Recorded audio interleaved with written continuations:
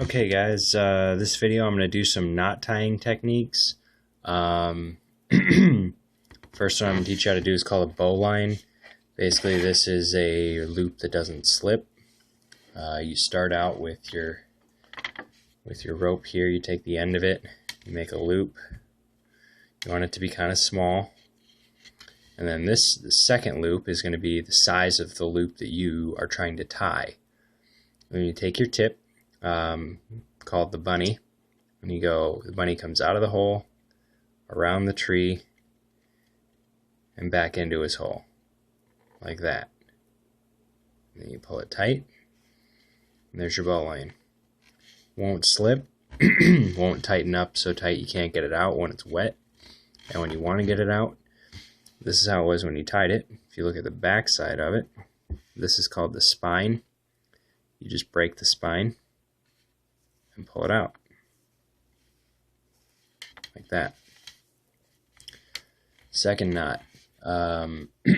This one's going to be for tying a rope to a tree or a stick or a branch or a pole, whatever, tying it to some sort of an object.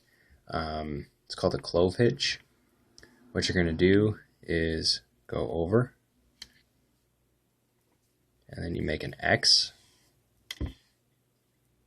like that, and then you go underneath the X and you pull it tight.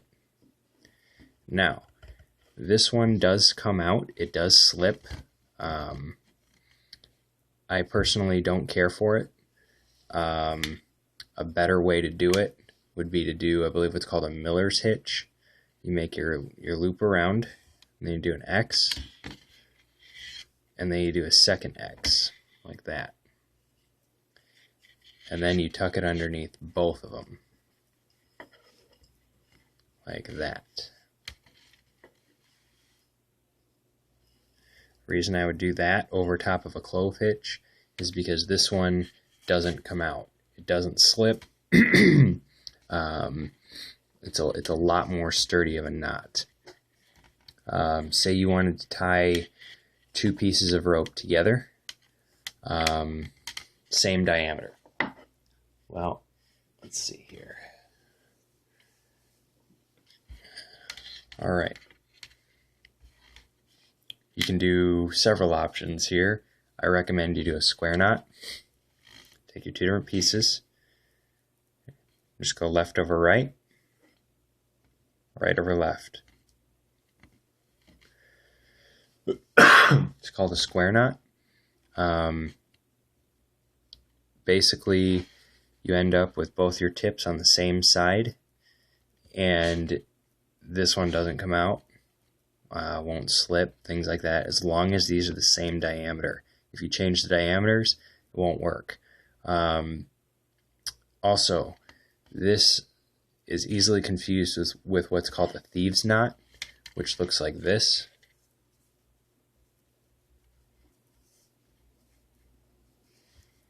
Difference here is that the tips are on the opposite sides.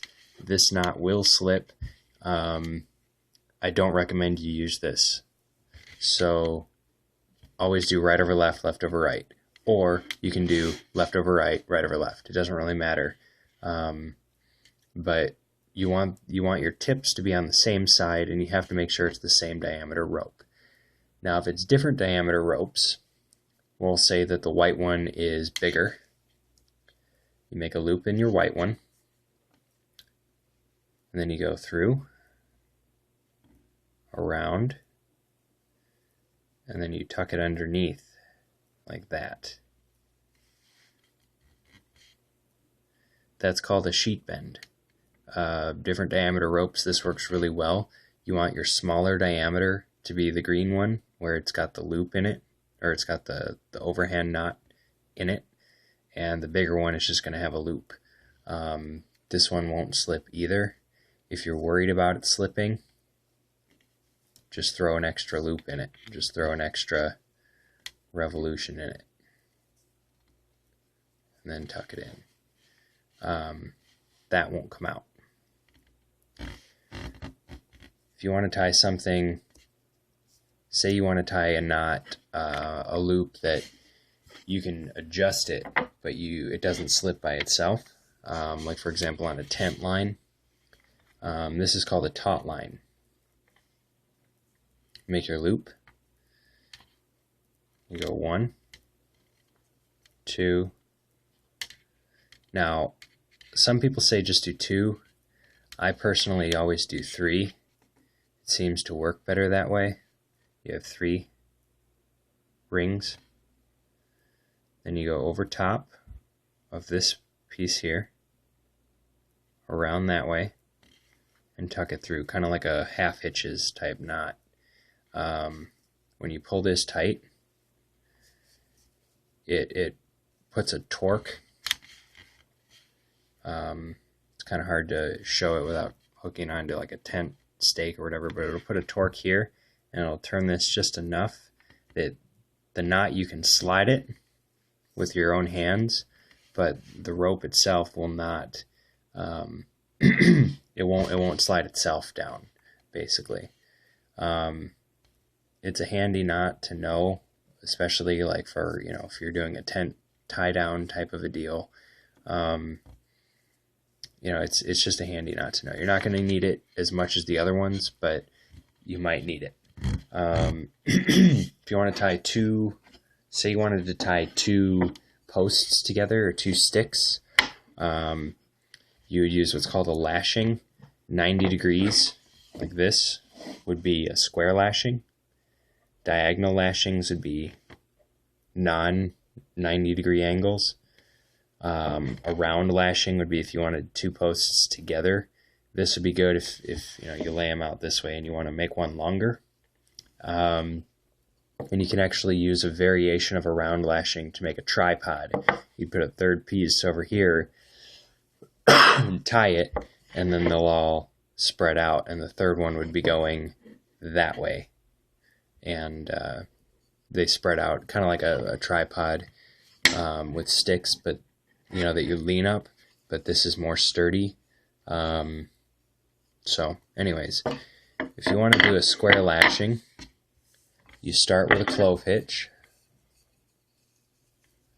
or a miller's hitch if you're more comfortable with that. So you start with your clove hitch. Then basically what you're going to do is go behind like this. Kind of like if you've ever made a God's eye. It's very similar to that. You can see I'm going behind this one and in front of this one to pull them together. And you want to keep them tight as you're wrapping. You want to keep it tight as you're doing it. After 3 or 4 times around, instead of going this way to continue on, you're going to go back the way you came from, and you're going to go in between them. Purpose of this is to pull it together and put extra tension on it. You can see I went in between them there. You'd pull it tight, and then because I started tying on this one, I want to finish tying on the other one. Reason for that is if this one rotates inside the lashing, it'll come loose. But if you're tied here, you're not necessarily going to come loose. So that's a square lashing. A diagonal lashing is very similar. The only difference being, instead of going around the center, instead of going this way for a square lashing, a diagonal lashing, you'd go underneath and then you go across the middle. Diagonal lashings do not work very well if you are going at right angles. They work very well if you're going at odd angles. So the way to tell the difference between the two is a diagonal lashing will have an X in the middle, like that, and a square lashing will not. You do 3 or 4 crosses, and then again, you just make a loop around in between the 2 sticks, that way, right here. Pull it tight again, and tie it off on the one not the one you started on, but the other one. Tie it off with a clove hitch, and like I said, that's going to be for if you want to do something kind of like this, you know, at a offset angle. If you want to do a round lashing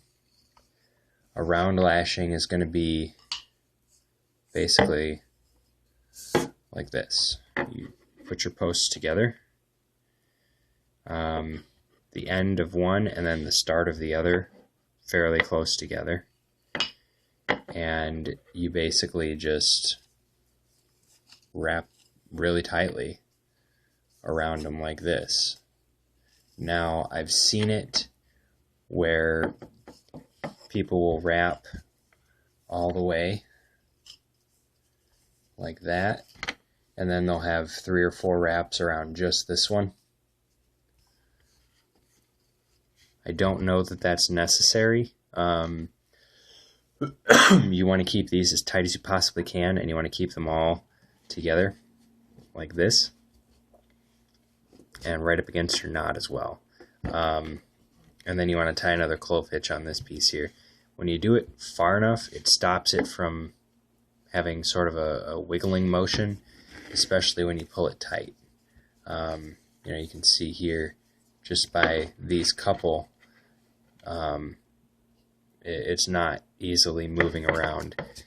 Tripod lashing, you would do basically the same thing, but what you're going to do after that is you're going to go in between them like this and pull it tight. You're going to do 2 or 3 rounds this way, and that allows you mobility in your joint. Tripod lashing, like I said, it's a little bit fancier, a little bit nicer, and a little bit more sturdy than just propping sticks up and holding against each other with just tension. So you know, that's there if you have the rope to spare. If you don't use that, but it's good to know. So that's your basic knots.